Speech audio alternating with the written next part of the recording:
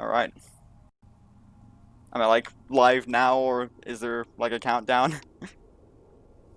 You're live.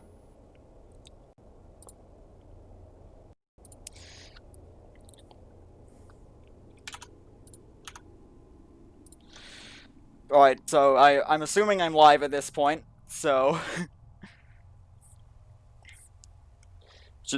I guess I should introduce myself. Sorry if I don't understand the process that well. Assuming that I am live, I'm Tiyenti. This is Distance. It's a pretty unique indie arcade racing game by Refract Studios. Kind of what you get if you take a platformer and an arcade racer and you kind of smash them together into a into like some futuristic dystopian smoothie. The category that I'm going to be running today is the Legacy Sprint category, also known as just Legacy for short. Yeah, I'm pretty excited to be kicking off this little racing game block that we appear to have here in the schedule. But you're not really here to see me ramble. You're here to see some speedruns. So yeah, I'm gonna get started here in 3, 2, 1, go.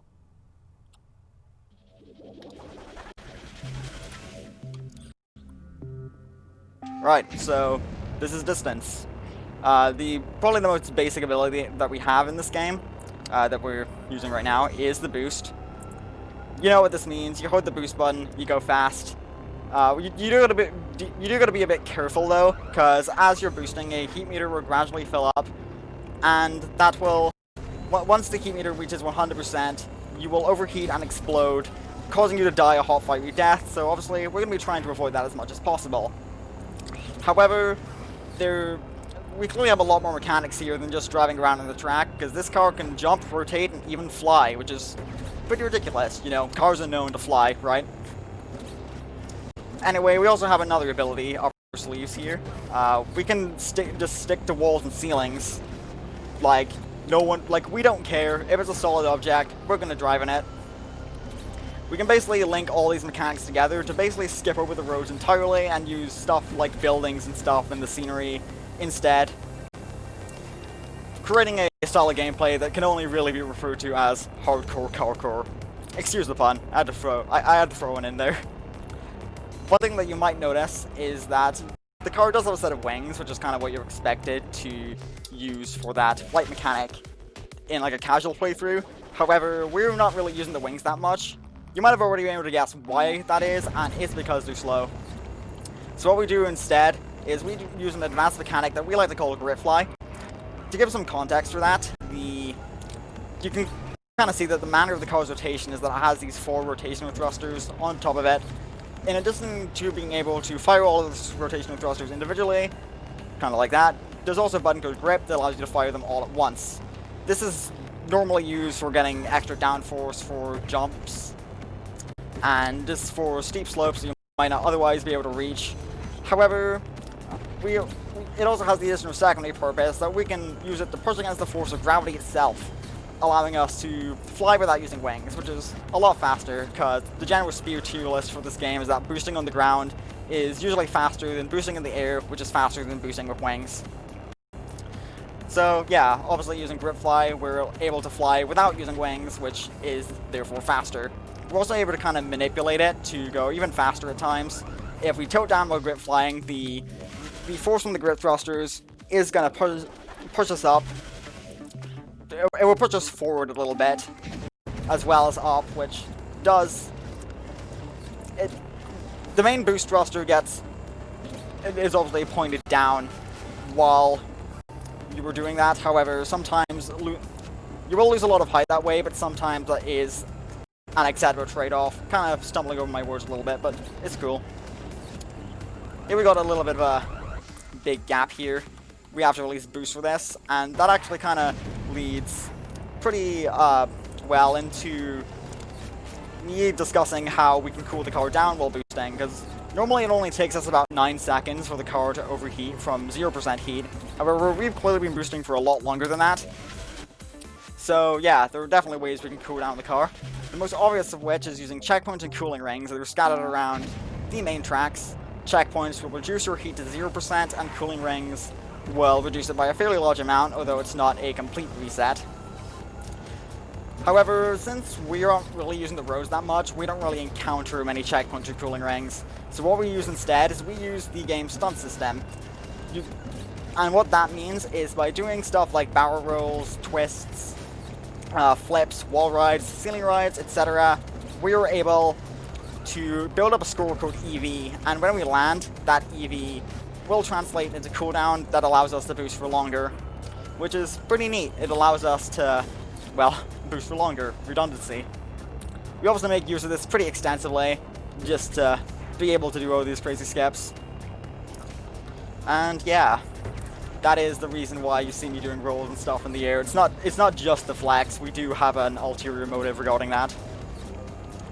While I'm here, I suppose I could also mention some of the valid uses for wings in speedruns, considering the fact that we mostly use grip fly, but we do use wings for some things. I think the best way to explain it is that wings are the more control and more like momentum oriented flight option. Grip fly is pretty clunky. You can't really steer while using grip fly that much. You kind of have to do some crazy maneuvers where you like roll on your side and pitch up or down in order to steer. With wings, you're going to steer normally, and that allows you to conserve a lot more momentum if you have to turn. Wings are also useful for conserving momentum. Kind of conserving momentum, I already mentioned that. It's also useful for kind of stalling in the air, kind of maintaining your altitude, as well as... what am I trying to say here? As well as... it can also be used to gain height, that's what I'm trying to say here. Kind of like a bit of a double jump of sorts. Anyway, we're about to just casually ignore the main gimmick of this map, Ground Zero. What we just kind of flew past there is something called a virus spirit. Whenever we get close to a virus spirit, it will trigger a pseudo cutscene of sorts that is obviously slow, so we just skip right over them. There will be a couple more of those in this run, but only one more in this level. There's technically supposed to be 3 in this map, but we skip over the second one entirely with the route that we use. Other than that, there's nothing too special about this map. We just gotta kind of get to the end, making sure we do enough rolls to avoid our trick timing out, because that is another thing that can happen.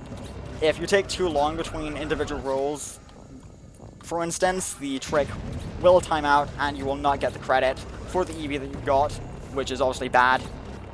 Unfortunately, I didn't do enough tricks during that route, so I had to at least boost a little bit to avoid overheating, but I managed to make it there alive, so that is pretty good. One thing I guess I could maybe explain here, lasers. Drive into a laser and the car gets sliced in half, which is, you know, not exactly ideal. It didn't really affect us too much there because it only sliced the top of the car off, but if a wheel gets sliced off, that does get pretty bad, so obviously we want to avoid that. Anyway, we did do the last virus spirit skip there, which basically just involves the trigger radius for the virus spirit it's not large enough to cover the entire room, so we're just able to kind of fly around the walls, and we are good. Now onto this map, Observer Effect. There's not really anything too special about this map. The most notable thing I can think to say about it is that there was no checkpoints on this map because it takes place entirely off the roads, but other than that, there isn't anything too special, so we probably have time for a couple donations, if there are any. Oh, that's music in my ears. We have a $10 donation from Anonymous saying, just had to donate after Commander's run. So fun to watch. Keep up the great work, ESA. Well, thank you very much. And Anonymous, keep up those generous donations. Other than that, guys, please don't forget that this is all for a very good cause for Save the Children's Corona relief. And there is not a single thing where this money would be better currently. So just make sure to get your donations in, support a great cause. Save the Children has been with us for a couple of events, I would say. So, you know, everything goes directly to them. Thank you very much, guys. And thank you for running this beautiful game. No problem. Anyway, now we move on to Aftermath. This map introduces another little mechanical gimmick into the fray. There's going to be a mechanic in this map that is called a wing corruption zone. We're about to enter one pretty soon. It will be indicated by an orange wing symbol, like that, as well as that sound effect. As the name implies, when you're inside of a wing corruption zone, that will disable your wings completely. So, yeah, that doesn't really affect us too much ultimately, because we have grip fly, so we're just able to... We don't really use wings much to begin with. However, since we're no longer able to use wings to stall, steer, or gain height, it does change how the game plays a little bit. We have to rely a bit more on grip flies, admittedly more clunky air control. Anyway, we're gonna head into this teleporter, into this zero gravity section here. And, of course, we're gonna grip fly through it. There's like 2 ways you can get through this part. You can also tilt up instead of down, though I personally find that less consistent, though I think it is a little bit faster since you don't have to waste time rolling upside down. So yeah, you might have noticed me doing something similar on jumps in some of the earlier maps. Tilting up is pretty much faster for the same reasons that tilting down is. It's just the grip thrusters start pushing you a little bit forward as well as down, so you get a bit of a stronger forward velocity due to that. Okay, so we do one more skip on this map, where we just kind of skip over a cutscene. Not a cutscene, a corner. There's no cutscenes in this category that we have to skip over. My mistake. Yeah, we basically cut a corner, and then we just kind of go through this last basic section with some basic hops between roads and walls.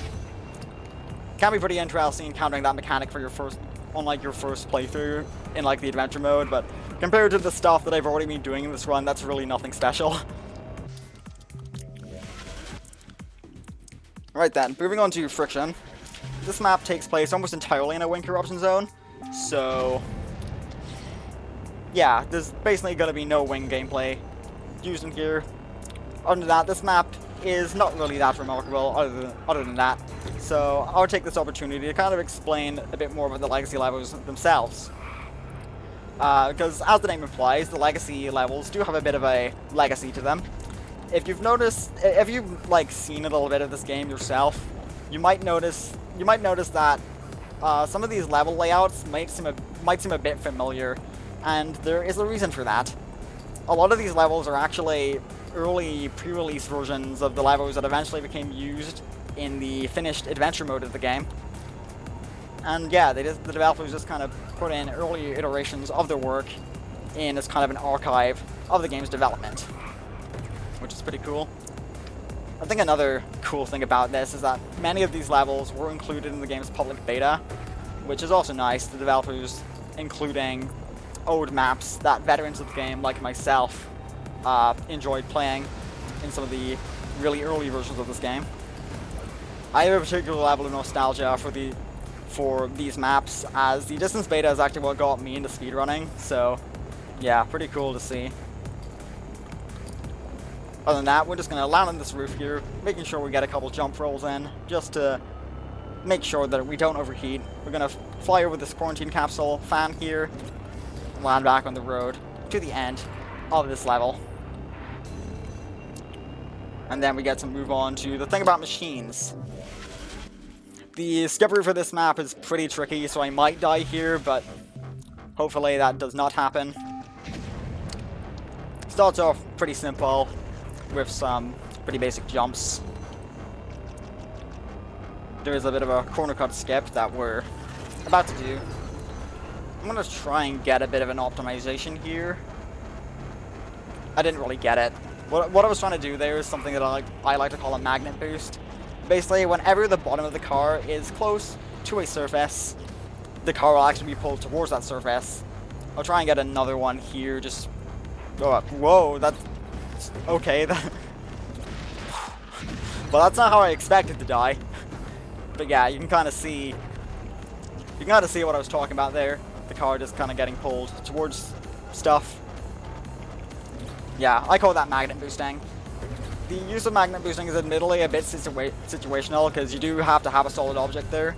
However, what am I trying to say here? Completely stumbling over my words.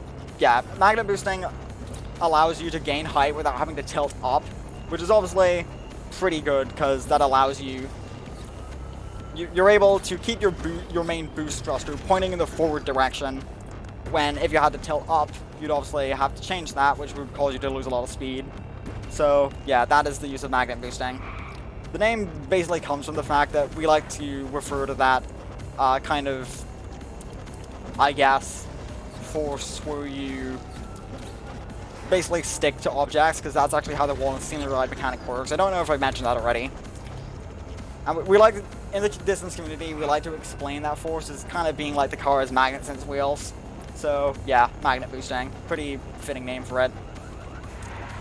Other than that, after doing some wall rides on those buildings, we gotta climb up this tower, jumping off and back onto the wall in order to cash in the cooldown that we were generating while riding on it. And then we just land back on the track and head into the end zone.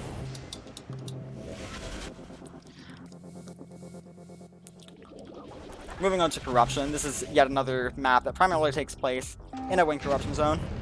So once again, not really much wing gameplay gonna be seen here. We just have some pretty basic lasers. We just drive through them because it really doesn't matter. As long as the wheel doesn't get sliced off, you don't really lose any speed, at least as far as I can tell. We are going to do something pretty cool here though. We're actually going to use a developer-placed hidden teleporter, which skips about 30 seconds of the map. It's pretty neat to see that the developers kind of embrace the idea of this crazy off-road platforming stuff and hid secrets like that in some maps. Pretty nice to see. Moving into the middle section of the map here, we encounter enemies of sorts, called dropper drones. They do just that. They will drop.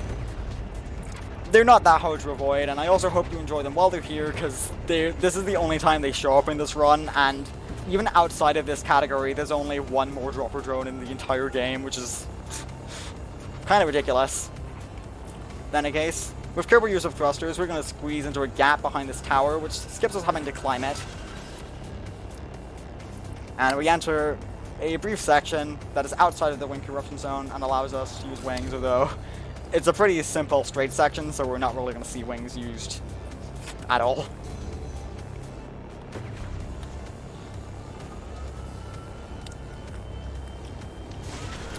These saws can be pretty mean if you're not prepared for them, but thankfully I am prepared for them.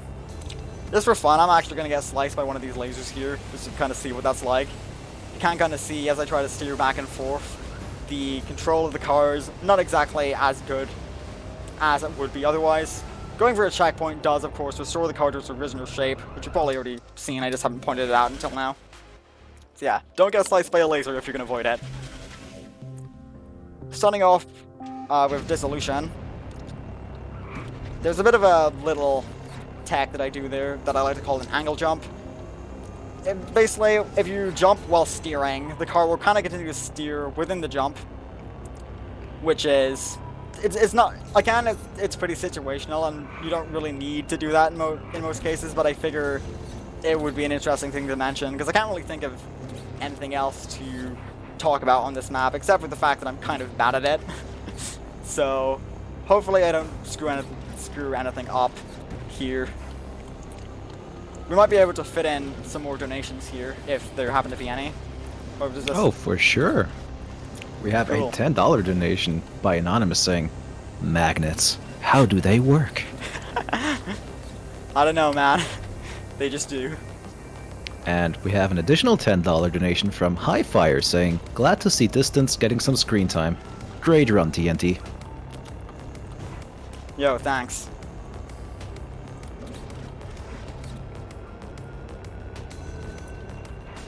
Right, here we got a bit of a corner cut strike here. I don't actually know if this is faster.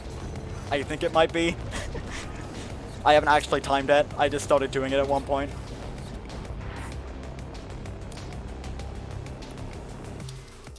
And we move on to the next map, Falling Through. This one's a pretty fun one. It's another one of those short maps where you skip over basically everything.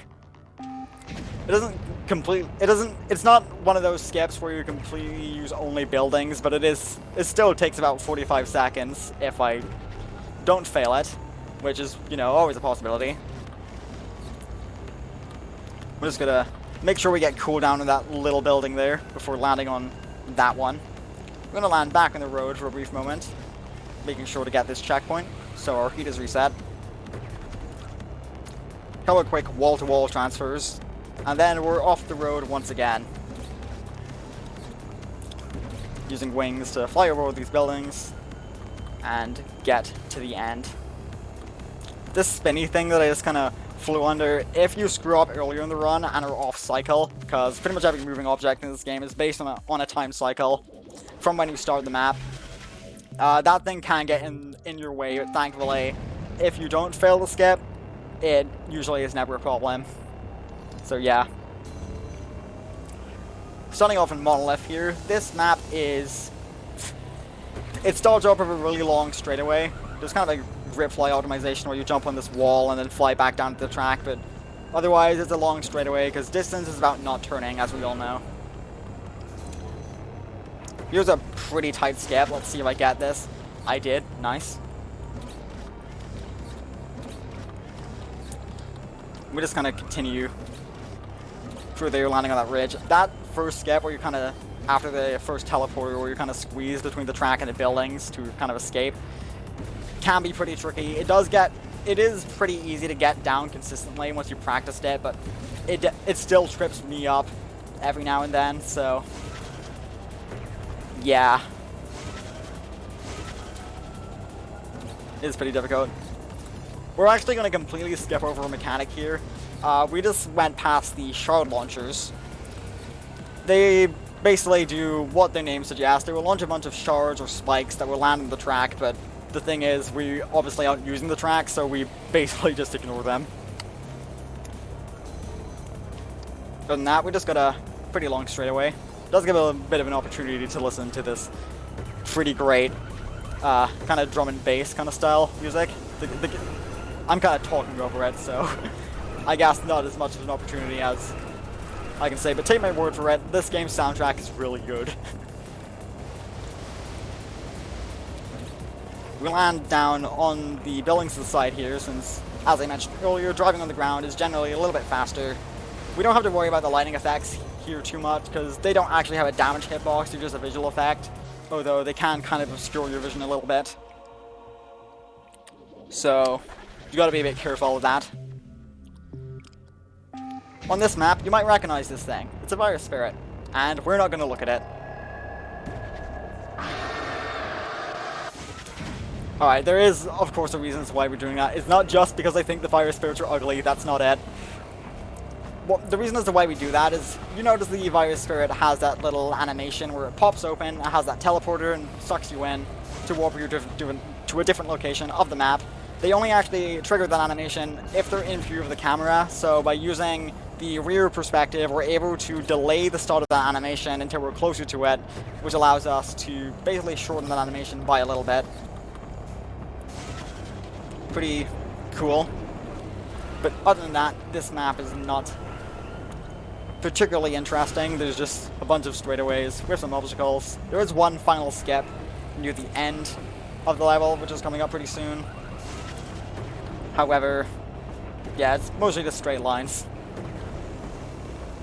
Here's the last skip. Once again, it's a corner cut where we just fly into the invisible finish trigger because, yeah, you just need a good old invisible finish sometimes. In any case, now we move on to the post-beta legacy content.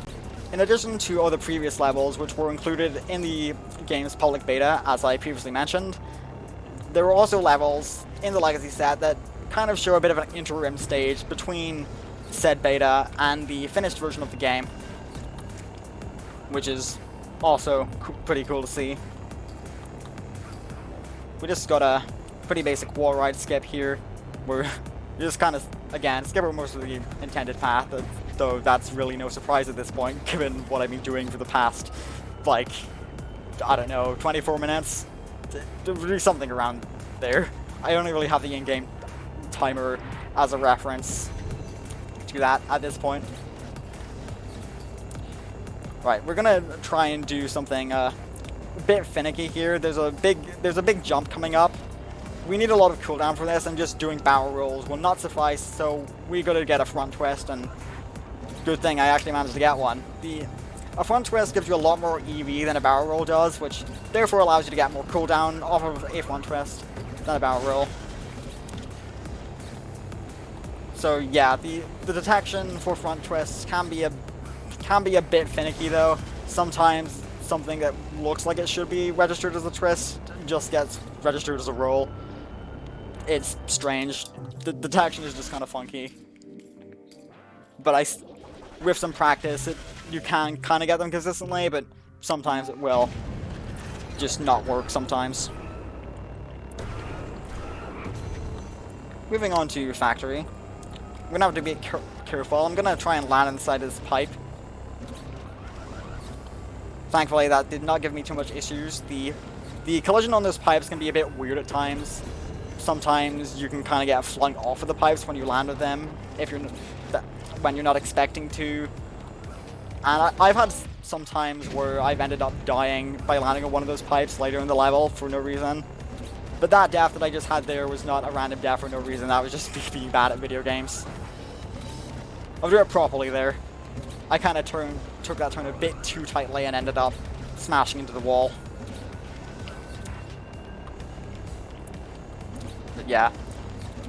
I think this map is kind of a good example of one thing that Wings can do better than Gritfly, is it has these really sharp 90-degree turns in the skip route, and those would be much slower if you only use thrusters to do them. So yeah, pretty good that Wings are enabling this map, allowing us to take those turns much smoother. Please don't kill me, pipe. Okay, good. That is the pipe that will sometimes randomly kill me for no reason. I don't know why, sometimes I land on it and I just randomly die. Pretty not good. Thankfully, all of the pipe rides in this run have not given me any trouble. So that is pretty cool to see. Other than that, we just got some basic jumps here. And we have reached the end of this level.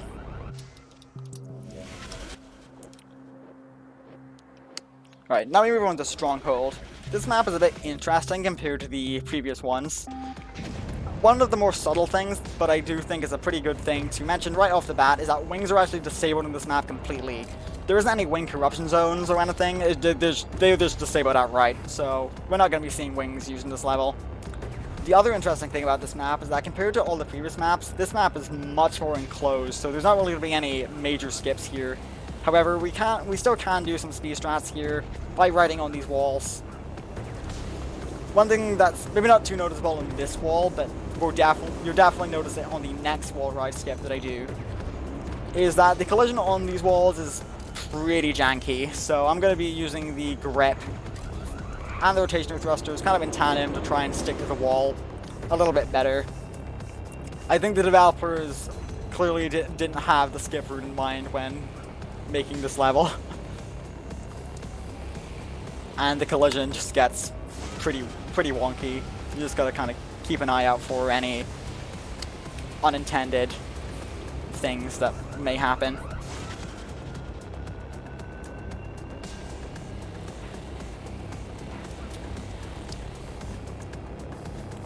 We're gonna do one last wall ride skip over here. And then we are going to kind of a more traditional distance platforming skip. We're going to land on top of this quarantine capsule and then back onto the road. We do have to be slightly careful there because we just hit a trigger that obviously split that road up into a bunch of different platforms.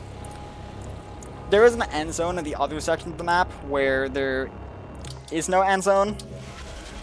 Well, there is an end zone in the other section of the map where the road is whole, but that is not actually the end of the level. It's merely a fake, so you gotta hit that trigger. In any case, we move on to approach. the third to last level. Similar to Stronghold, this map is pretty well enclosed, so there's not really going to be any major skips, although there is some similar optimizations done by leaving the track to take turns a bit tighter. Other than that, I don't really have anything special to say here, so once again, if there's any donations or other messages to read out, this map is a pretty good place to do that. That's beautiful, but guys, I can't believe you. You're less than $400 away from $15,000 for Save the Children. But yet, I can't read any donations off right now. That's... You could do better, guys. I believe in you. But, there's still something else to say, though. This is an indie game that looks amazing, which just goes to show that indie games can be very, very up there. Just like one of our sponsors, Upper Room Games, with Wavy the Rocket. They have currently a very, very special deal for you guys. It's 20% off during this marathon and for this marathon. And they're gonna donate $10 for everyone that beats their Wavy Dash speedrun time. So if you wanna just, it's free money. So get over to speedrun.com/wavytherocket, check out what the rules are, get the game, and hopefully someone in chat already has the command typed out. Those are the links, you know what to do. Thank you very much. And god damn, keep those donations coming! Certainly. And we are pretty much at the end of this level now, and we get to move on to Continuum, the penultimate level of this run. So it's going to look considerably less threatening than the last few maps that we just did, because this map is actually an early iteration of what could have been the first level of the adventure mode. However, the developers decided they did not like this particular version too much, so they ended up scrapping it, putting it in the legacy levels instead. I don't know why they put it at the end of the level set. It's kind of weird. It's just first level, end of the legacy set. I don't know. They did what they did. It's their game. I can't tell them what to do. Anyway, we have another basic corner cut skipper. We fly over these buildings. And similar to Corruption from earlier, there's actually a developer-placed hidden teleporter in this map. In this conspicuously incomplete pipe down here. We're just gonna fly into that, and that skips over pretty much the entire level. And in a moment here, we're gonna move on to Escape, the final level of the run, but it's gonna be a pretty short one, so I'm gonna have to start explaining this early. Hopefully the next level should only take me about 30 seconds, so timer will be coming up very soon. So, Escape. When we first load into Escape, we're gonna be into a bit of a entrance area.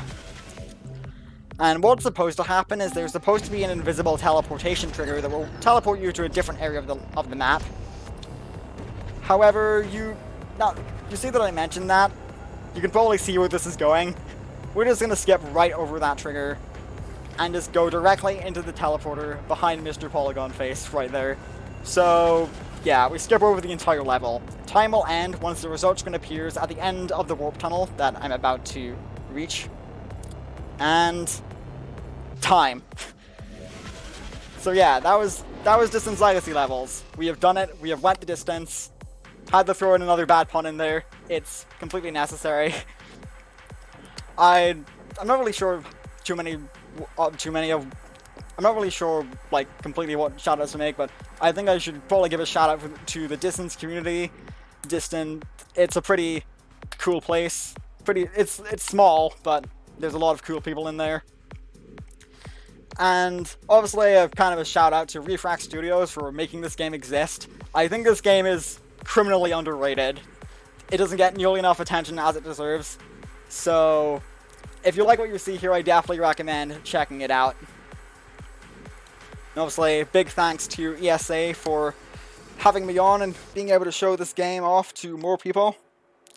I am very thankful for this opportunity. And yeah, that's pretty much it. Not sure what else to say.